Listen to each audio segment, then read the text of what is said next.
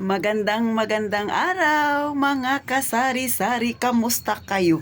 Kamusta ang inyong negosyo? Sa mga walang negosyo, kamusta ang inyong hanap buhay? Sana lahat tayo ay pasulong, maliit man o malaki ang ating negosyo. Ikaw man ay empleyado, sana okay lang tayo ngayong araw na ito dahil ngayon ay December 24, busy ang mga tao. Lalo na mamaya, busy sila sa pagluluto. Bagamat kami ay hindi nagsiselebrate ng Pasko, pero syempre busy pa rin si Ate Tintin ninyo sa aking munting tindahan. So ngayon, bago ko sagutin ang katanungan ng isa nating subscriber, makikiusap muna ako sa inyo. Palike at saka share at saka higit sa lahat, subscribe na rin mga kasari. Isang pindot nyo lang para syempre marami pa tayong matulungan na mga kagaya nating nasa masa ang pamumuhay para magkaroon din sila ng idea, lalo na yung mga maliliit pa ang tindahan dyan, kung paano ba pinatatakbo ang maliit na tindahan para medyo umangat-angat naman mga kasari ha.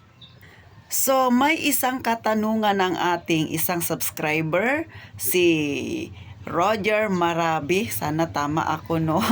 Nagtatanong siya, Ate Tin, nagpapautang ka ba, Ate Tin? Oh.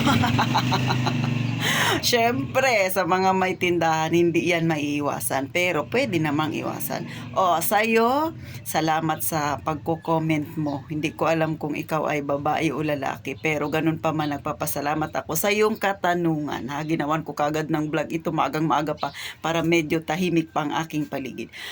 Sa totoo lang, nung nag-umpisa nga ako dahil malit lang aking tindahan, talagang sinabi ko sa sarili ko, ayaw ko ng utang. Kasi nakita ko na yan kay mother. Yung mga pinautang niya noon, nung nag-umpisa pa lang siyang magtindahan. At ngayon, tumigil na siya. Matagal na panahon na siyang tumigil. Dalawang sali na ang tindahan na ito kasi pinaboardingan niya. So, yung nag-board, nagtinda rin. Nakadalawa na ang nag-upa dito na nag-board. Nagtindahan. Tapos ngayon ako pangatlo na. Yung mga pinautang niya noon hanggang ngayon ay hindi pa rin nagbayad. Di ba? So ganun. Kaya magandang katanungan 'yan ha. Kung ako ba ay nagpapautang. Ang may utang lang sa akin ay yung aking hipag at saka yung aking mother kasi sila hindi na kailangan singilin. Good payer sila. Pagdating ng oras nagbabayad sila kagad. Pero maliban doon, wala na, hindi na ako nagpapautang. Bakit? Na-experience ko na 'yan. Pinautang ko, nakiusap. Sa ibang vlog ko ay natapik ko na ito pero nakakatawa itong pinautang ko. Nakiusap, mangungutang daw ng bigas. Naawa naman ako kasi pamilyado. Bagamat maliit lang. Pero syempre, kapag maliit ang tindahan mo, malaking bagay na yan sa'yo. Tsaka puhunan pa rin natin yun. Sabi, mamayang gabi na lang, te. Yung mamayang gabi niya, inabot na ng kinabukasan, inabot na ng sunod na bukas, nag-isang linggo, nag-isang buwan, hanggang ngayon, magkakalahating taon na, sa awa ng Diyos, hindi pa rin siya nagbabayad sa akin. Alam mo na, bakit mahirap magpautang? Sus Mariusep talaga, oo.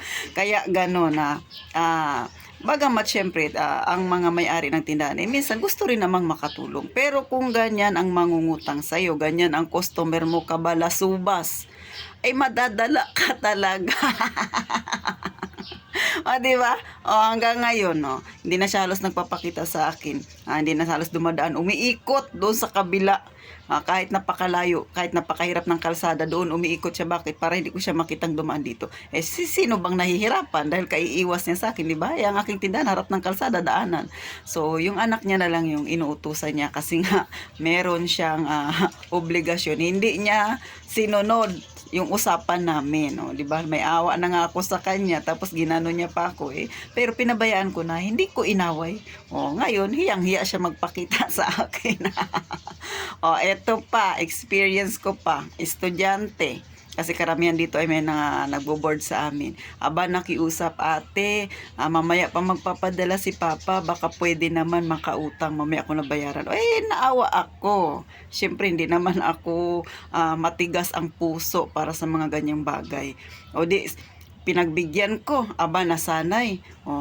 ate, mamaya ko lang bayaran. Ang mamaya niya, umabot na ng bukas, sunod na araw, pagka ilang linggo bago nagbayad. Nung pinautang ko ulit, dahil ganun ulit ang kanyang paliwanag sa akin, ganun ulit ang mga alibay nila. Aba, mukat-mukat ko naglipat na ng boarding house. Hindi na nagpakita, wala na dito na walang parang bula. O, di ba? Baka may magtanong, ate, tinautangan ka na, tuwang-tuwa ka pa. Ay, hindi ko ikinatutuwa, syempre. Pero, ayaw kong bigyan ng sakit ng ulo yung isipan ko. Bagamat maliit lang yun na bagay, nasa 400 plus lang. Pero, syempre, para sa akin, malaking bagay pa yun. Kasi pinaghirapan ko yung pera na yun. Hindi ko naman dinampot sa kalsada yun, di ba? Kahit sino, maiinis. Pero, hindi sila yung makakapagbigay sa akin ng araw-araw na konsumisyon. Hinayaan ko na. Ganun mga kasari. Nag-move on na ako kaagad. Bagamat hanggang ngayon, naalala ko pa rin siya. Katulad ngayon, naitanong na naman sa akin ng isang subscriber natin. Bumalik na naman sa alala ko yung mga palautang na yan na hindi marunong magbayad. Ganun mga kasari. Pero sa titintin ninyo, prangka talaga. Katulad dito sa amin, meron din na borders ni mother ko, ganun. Nangungutang, usapan namin, magbabayad daw siya. Inabot na ng mahigit isang buwan. Sunod paglapit niya sa akin, ging prangka ko na. Kung di na ako magpautang sa'yo kasi matagal kang magbayad. Pero inantay ko muna syempre makabayad siya. Kaya sa mga may tindahan dyan, huwag kayong magsasalita ng masakit sa nangungutang sa inyo sa hindi pa nakakabayad. Pero pag nakabayad na, pas mangungutang ulit, kausapin nyo lang ng malumanay na hindi na kayo nagpapautang. Kasi ako ganun. Ayoko pa rin na magsalita ako ng mga masakit sa taong nagkaroon ng problema sa akin, di ba?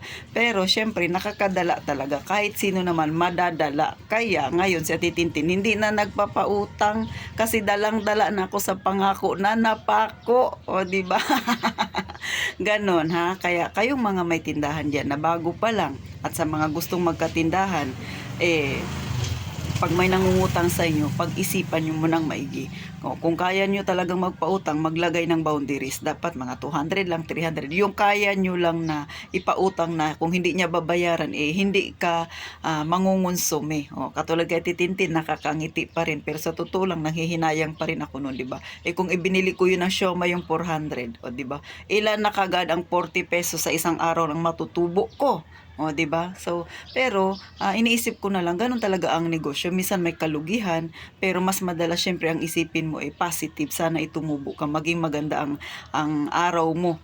Kung nagkaroon ka ng ganyang problema sa mga customer mo, wag mo nang pansinin, masisira lang ang diskarte mo. Kaya go lang sa ating mga goal, mga kasari ha. So, paano? Sana napangiti kayo na Titintin, dalawang klase nang nangutang sa kanya na tinakasan siya. Hindi na nagbayad.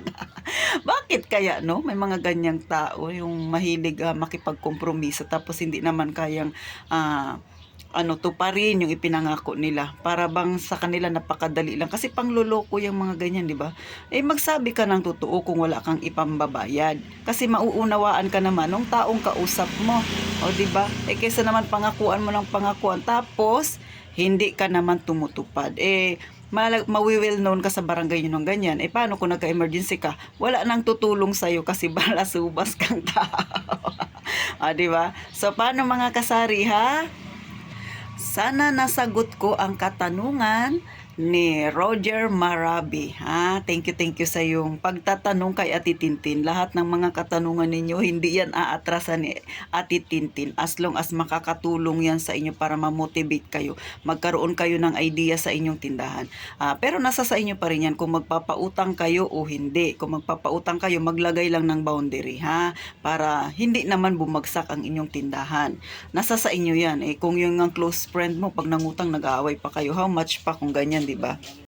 So mga kasari, hanggang dito na lang ang aking pagbablog.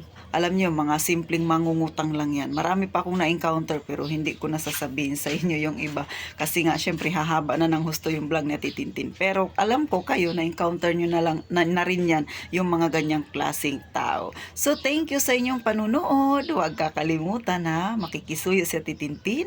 Pa-subscribe na lang para dumami pa tayo. Magkwentuhan tayo ng mga ganitong topic na makakatulong sa ating negosyo para maiwasan, mabankrupt. mabangkarote, lumubog, o 'di ba, yung ating maliit na negosyo para kahit papaano ay umahon-ahon pa, isang hakbang pasulong tayong mga nasa masaang pamumuhay. So maraming salamat mga kasari, mag-iingat kayong palagi.